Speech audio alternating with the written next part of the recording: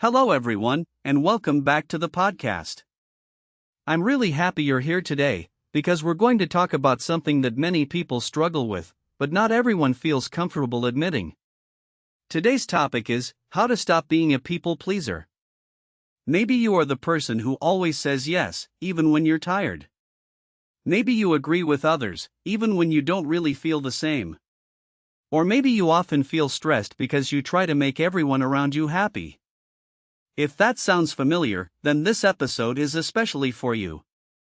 First, let's talk about what it actually means to be a people pleaser. A people pleaser is someone who puts other people's needs, feelings, and opinions before their own. Of course, being kind, polite, and helpful is a good thing. There is nothing wrong with caring about others.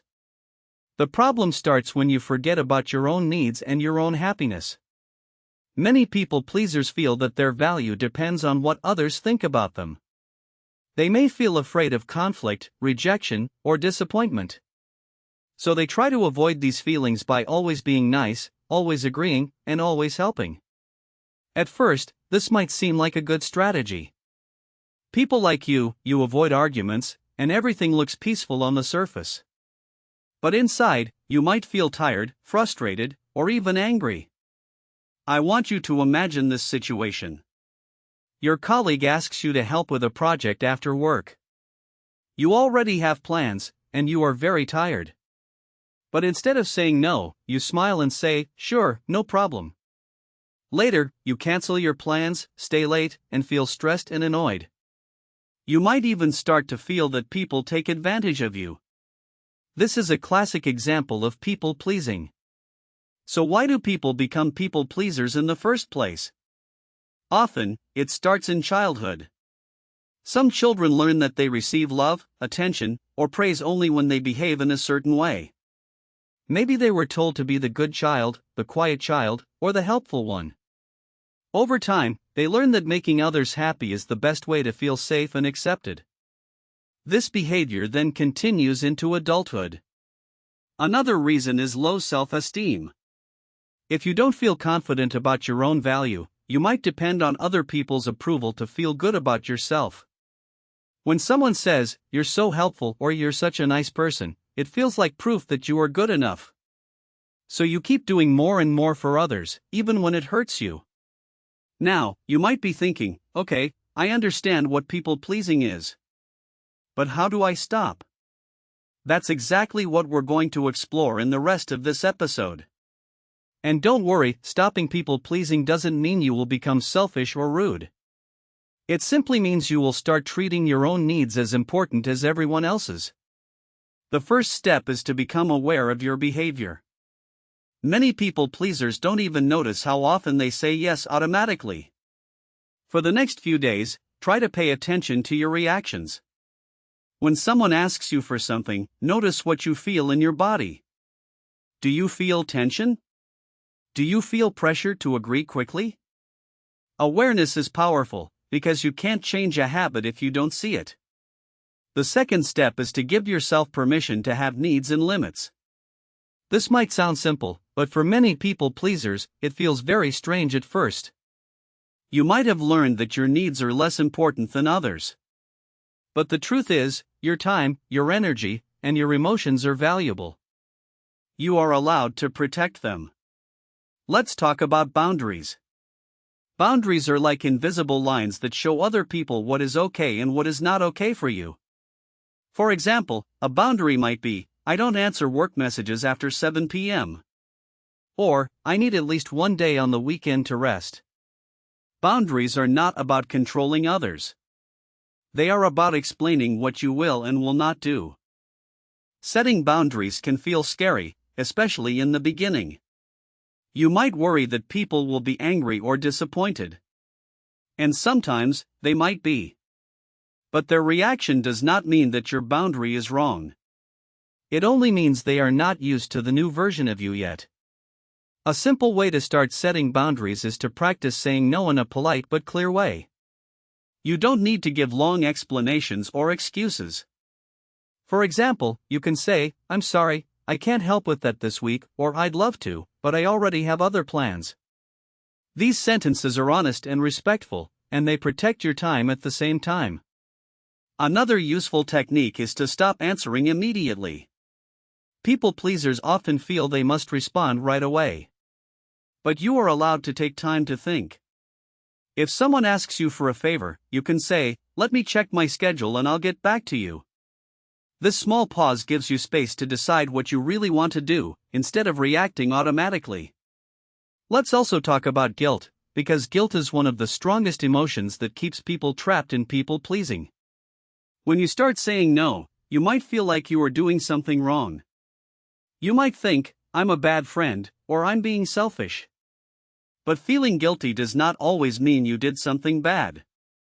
Sometimes, guilt is just a sign that you are doing something new and uncomfortable.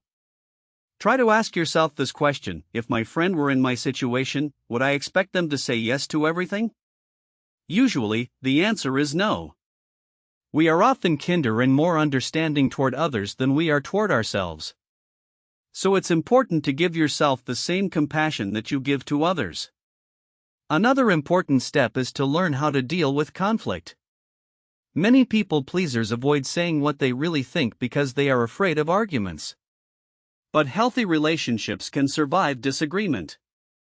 In fact, being honest often makes relationships stronger, because people can trust that you are being real with them. You don't need to be aggressive to express your opinion. You can use calm and respectful language.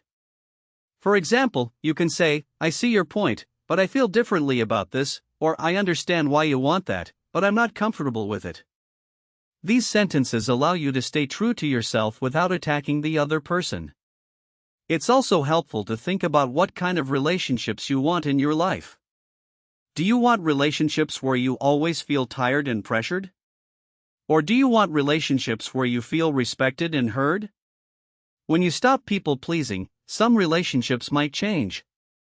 Some people might not like the new boundaries you set. But this is not necessarily a bad thing. It helps you see who truly respects you and who only liked you when you were always available. Let's talk about self-worth, because this is at the heart of people pleasing. If you believe that you are valuable only when you are useful to others, you will always feel pressure to do more. But your value as a person is not based on how many favors you do or how often you say yes. You are valuable simply because you are a human being with thoughts, feelings, and dreams. One way to build self-worth is to spend time doing things that matter to you, not just things that make others happy. This might be a hobby, learning a new skill, exercising, or simply resting. When you invest time in yourself, you send a message to your brain that your life and your happiness are important. It can also help to notice your inner voice. People pleasers often have a very critical inner voice that says things like, "You should help," or "They will be upset if you say no," or "You are selfish." Try to challenge these thoughts. Ask yourself, is this really true, or what would I say to a friend in this situation? Over time, you can replace this critical voice with a more supportive one. Another small but powerful habit is to start expressing your preferences in everyday situations. For example, if you go to a restaurant with friends, don't automatically say, "I don't mind, you choose." Instead, say, "I'd really like to eat Italian today," or "I'm in the mood for something light." These small moments are safe ways to practice using your voice and sharing what you want. It's important to remember that change takes time. If you have been a people pleaser for many years, you cannot expect to change everything in 1 week. You might say yes when you wanted to say no. You might feel guilty even when you did the right thing. That's okay. Progress is not about being perfect. It's about slowly building new habits. You might also consider talking to someone you trust about your goal to stop people pleasing. This could be a friend, a partner, or even a therapist. When you explain that you are trying to set healthier boundaries, they might be more understanding when you start behaving differently. And having someone support you can make the process less scary. Let's imagine another situation. Your friend asks you to help them move to a new apartment on your only free day this week. In the past, you would probably say yes immediately. But now, you stop and think. You remember that you are exhausted and you really need a day to rest. So you say, "I'm really sorry, I can't help this weekend. I need to rest, but I hope everything goes smoothly for you." Your friend might be a little disappointed, but you protected your health and your energy. This is what healthy behavior looks like. As you start to respect your own limits, you may notice something interesting. Many people will actually respect you more. When you always say yes, others may not realize how much you are sacrificing. But when you set clear boundaries, people understand that your time is valuable. They may even start to think more carefully before asking you for favors. Of course, there will always be some people who don't like your new behavior. They might say that you have changed or that you are less kind than before. This can hurt, especially if these people are important to you. But you need to ask yourself, is being liked by everyone more important than being healthy and honest with yourself?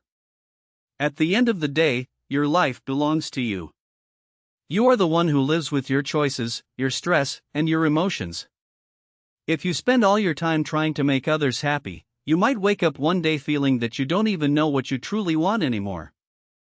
Learning to stop people-pleasing is really about rediscovering your own voice and your own direction. Before we finish, I want to give you a small challenge. This week, try to say no at least once in a situation where you would normally say yes. It doesn't have to be a big, dramatic moment. It can be something small, like refusing an extra task at work or choosing a movie you actually want to watch. Notice how you feel before, during, and after. You might feel nervous at first, but you may also feel a sense of relief and even pride. Remember, being a kind person and having boundaries are not opposite things. In fact, when you take care of your own needs, you have more energy and patience to help others in a genuine and healthy way. You are not stopping being kind, you are simply stopping hurting yourself in the process. Thank you so much for spending this time with me today. I hope this episode helped you understand people pleasing a little better and gave you some practical ideas to start making changes in your life. If this topic spoke to you, you might want to listen to this episode again and take notes on the parts that felt most relevant to you. Take care of yourself, be patient with your progress, and remember that your needs matter just as much as anyone else's. I'll talk to you again in the next episode.